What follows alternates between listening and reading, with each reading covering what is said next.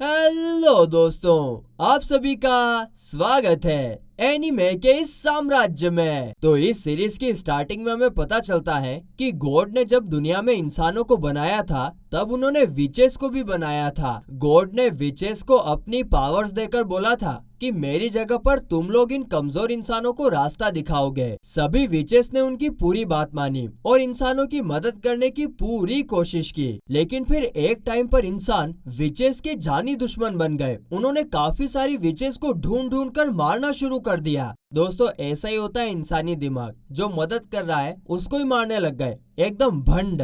इसके बाद अगले सीन में हम एडोनिस नाम के एक लड़के और एक विच को देखते हैं जो कि रेगिस्तान के बीच में चलते हुए कहीं पर जा रहे थे। इस दौरान विच यानी क्लोए एक पेपर मैप में रास्ता देखने की कोशिश कर रही थी, पर तभी एडोनिस अपने स्मार्टफोन से उनकी लोकेशन दिखाता है। स्मार्टफोन देखते से ही क्लोए उस पर चिल्लाने लगती है और कहती है कि मैंने तुम्हें ये सब अजीब डिवाइस यूज करने से मना किया था, क्योंकि वो लोग इसी की मदद से हमें ढूंढ लेंगे। इस पर एडोनिस कहता है कि ये स्मार्टफोन मैंने खुद बनाया है, इसीलिए वो इसे ट्रैक नहीं कर पाएंगे। और वैसे भी आजकल के जमाने में ये पेपर मैप का यूज करना तो बेवकूफी ही है। जिसे सुनकर क्लोए गुस्से में उसके सर पर 2 मुक्के मार देती है, जिससे उसके सर पर 2 घुम्मे बन जाते हैं, जैसे शिनचैन के बनते थे ना, मैं इतना भी खास नहीं हूँ। इसके बाद जब क्लोए एडोनिस को आगे चलने के लिए बुलाती है तो एडोनिस पूछता है कि हमें ऐसे बार बार भागना क्यों पड़ रहा है। जिस पर क्लोए कहती है क्योंकि मैं एक विच हूँ और अब इंसानों का विच के लिए बर्ताव बदल गया है और इसीलिए हमें बार बार घर बदल कर इंसानों से दूर रहना पड़ रहा है। और इसके बाद हमें तुम्हारे लिए एक स्कूल भी तो ढूंढना है जहाँ पर तुम पढ़ाई कर सको। तो एडोनिस कहता है कि मुझे कोई स्कूल नहीं जाना, इससे अच्छा तो मैं ऐसे ही तुम्हारा स्टूडेंट बनकर रहना पसंद करूंगा। इसके बाद वो यहाँ से आगे बढ़ते हैं और हम देखते हैं कि क्लोए काफी खुश होती है, मानो उसे कोई टेंशन ही ना हो। जिसे देखकर एडोनिस सोचता है कि दी, तुम इतना खुश कैसे रह सकती हो? क्या तुम्हें इंसानों पर गुस्सा नहीं आ रहा? मुझे तो इस देश से नफरत है और मेरा बस चलता तो पूरे देश को मैजिक से खत्म कर दूं।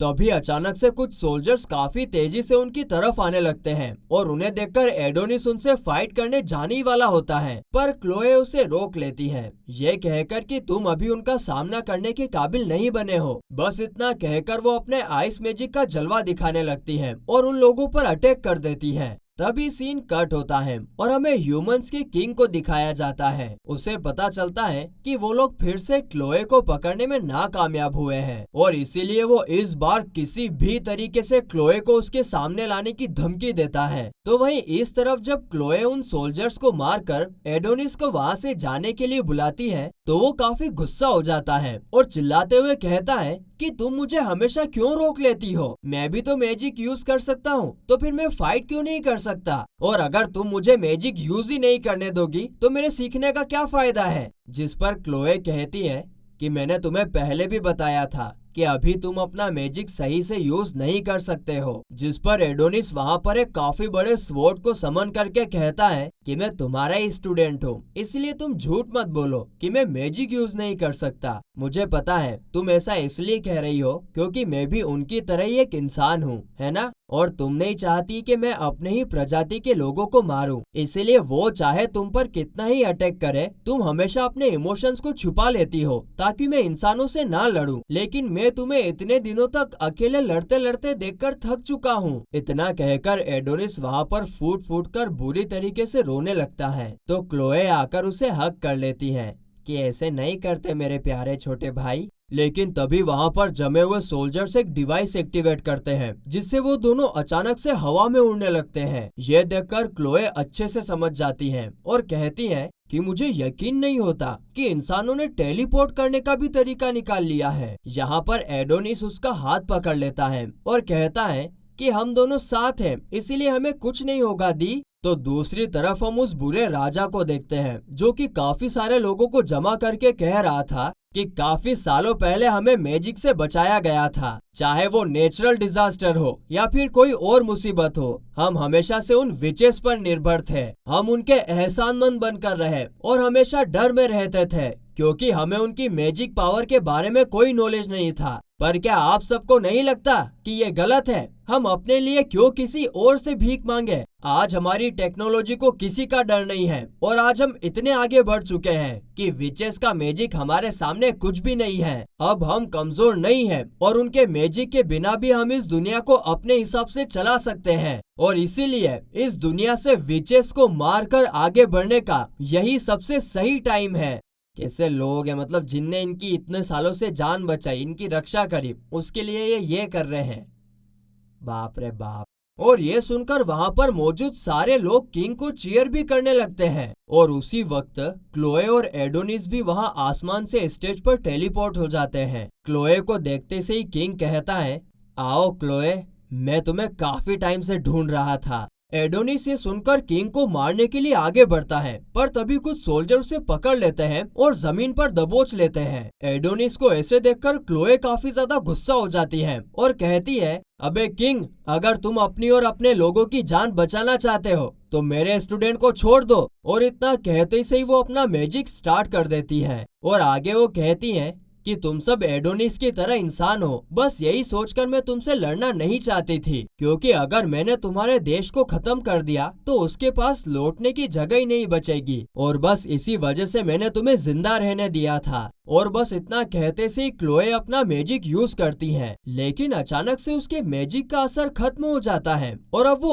और मैजिक का यूज कर ही नहीं पा रही थी। और ये देखकर क्लोए काफी ज्यादा शॉक हो जाती है कि ये सब क्या हो रहा है, जिसे देखकर सारे लोग हंसने लगते हैं। और किंग उसके पास आते हुए कहता है कि तुमने कभी नहीं सोचा होगा, है ना, कि जिन इंसानों को पहले कभी तुम्हारे मदद की जरूरत पड़ती थी वही आज तुम्हें मारने के लिए तुम्हारे पीछे आएंगे। इसके बाद वो किंग क्लोए के पास जाकर सबके सामने उसके कपड़े फाड़कर उसकी इज्जत बिखेर देता है और इसी बेइज्जती के साथ वो उसे एक थप्पड़ मारकर नीचे भी गिरा देता है। और ये देखकर वहाँ पर सब लोग अपने फोन से उसकी फोटो और वीडियो बनाने लगते हैं। बेचारी क्लोए अपने हाथों से अपनी इज्जत को ढकने की कोशिश करती है और ये देखकर एडोनिस को बहुत ज्यादा गुस्सा आ रहा था और वो आगे बढ़ने की कोशिश भी करता है, पर तभी वो सोल्जर्स दोबारा से उसे जमीन पर दबोच लेते हैं और उसे देखकर वो किंग कहता है कि इस लड़के को यहीं पर मार डालो। अब ये सुनते से ही तो क्लोए किंग के सामने घुटनों पर बैठ जाती है और कहती है कि प्लीज आप उसे छोड़ दो, सारी गलती मेरी थी, उस लड़के का इसमें कोई लेना देना नहीं है, मैंने ही उसे किडनैप करके अपना स्लेव बनाया था, इसीलिए प्लीज आप उसे कुछ मत करो, भले ही आप मेरे साथ कुछ भी कर लो, पर उसे छोड़ दो। इतना कहकर क्लोए बहुत बुरी तरीके से रोने लगती है। उसे देखकर एडोनिस भी रोने लगता है और अपना मैजिक यूज करने की कोशिश करता है, पर साला ये मैजिक काम ही नहीं कर रहा था। आगे किंग क्लोए के सर पर गन रख देता है। तभी क्लोए अपनी आंखें बंद कर लेती है और एडोनिस को थैंक्स कहती है, जिससे एडोनिस को पुरानी यादें याद आ जाती हैं, जब पहली बार क्लोए ने उसकी मदद के लिए हाथ बढ़ाया था। इसके बाद क्लोए उसे पूरी तरीके से आई लव यू बोल भी पाती कि ठिशक्या। किंग उसे गोली मार देता है, लेकिन ये बात यहीं पर खत्म नहीं होती है। बाकी के सारे सोल्जर्स उसके पूरे शरीर पर अंधाधुंध गोलियां चलाने लगते हैं, जिसके कारण बेचारी क्लोए का पूरा शरीर छलनी छलनी हो जाता है और वो बहुत दर्द के मारे नीचे गिर जाती है। ये देखकर एडोनिस भी काफी जोर से चिल्लाने लगता है, पर वो हेल्पलेस था। पर अभी भी ये बात खत्म नहीं होती है। एक और आदमी जाकर उसकी आंखों के सामने क्लोए के सर को काट देता है, जिसके बाद किंग उसके सर को पकड़कर सभी लोगों को दिखाता है, जिससे सारे लोग काफी ज्यादा खुश हो जाते हैं। बाप रे, क्या लोग हैं यार।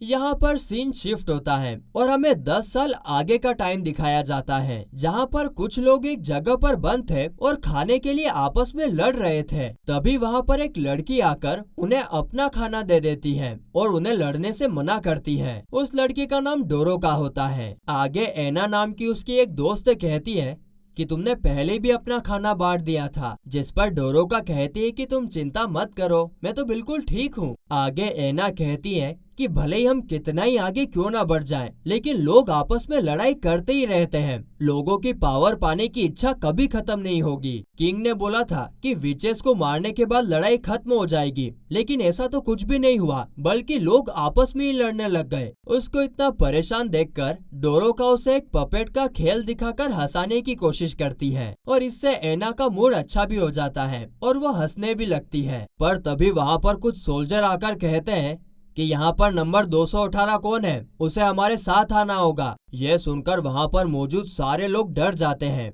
क्योंकि आज तक उन्होंने जिसे भी बुलाया है वो कभी वापस लौट के नहीं आया। और तभी हम देखते हैं कि नंबर 218 और कोई नहीं बल्कि एना का नंबर था, पर डोरोका उसका नंबर अपने ऊपर लगाकर उनके साथ चली जाती है। इसके बाद वो लोग डोरोका को एक आदमी के सामने ले जाते हैं, जो डोरोका को उसके कपड़े उतारने के लिए कहता है। वो कहता है कि हमें तुम्हारी बॉडी को चेक करना है, इससे पहले कि तुम लॉर्ड के सामने ले जाई जाओ। इसके बाद वो आदमी डोरोका के पास आकर एक सेल्फी लेता है, पर तभी डोरोका उसकी उंगली को काटकर उसका फोन लेकर भागने लगती है। और भागते भागते वो फोन में उस आदमी की आवाज में बोलकर वहाँ पर मौजूद सारे डोर्स को अनलॉक कर देती है, जिससे वहाँ पर जितने भी प्रिजनर्स थे उनके गेट ओपन हो जाते हैं और सब लोग प्रिजन से भागकर बाहर निकलने लगते हैं। इधर डोरोका भागते भागते एक डोर के सामने पहुँचती है, जिसके अंदर एक सेल होता है, लेकिन तभी वहाँ पर सोल्जर्स आकर डोरोका को पकड़ लेते हैं। उसी वक्त वो सेल भी ओपन होता है, जिसमें एक लड़के को बांध कर रखा गया था। डोर खुलते ही वो लड़का वहाँ से आजाद हो जाता है, जो कि और कोई नहीं बल्कि एडोनिस ही होता है। उसकी आंखों में बदले की आंख साफ साफ दिखाई दे रही थी। अब आगे उसकी ये बदले की आंख किसे किसे और किस तरीके से जलाती है, ये तो हमें अगले एपिसोड में ही पता चलेगा, क्योंकि ये एपिसोड तो यहीं पर खत्म होता है।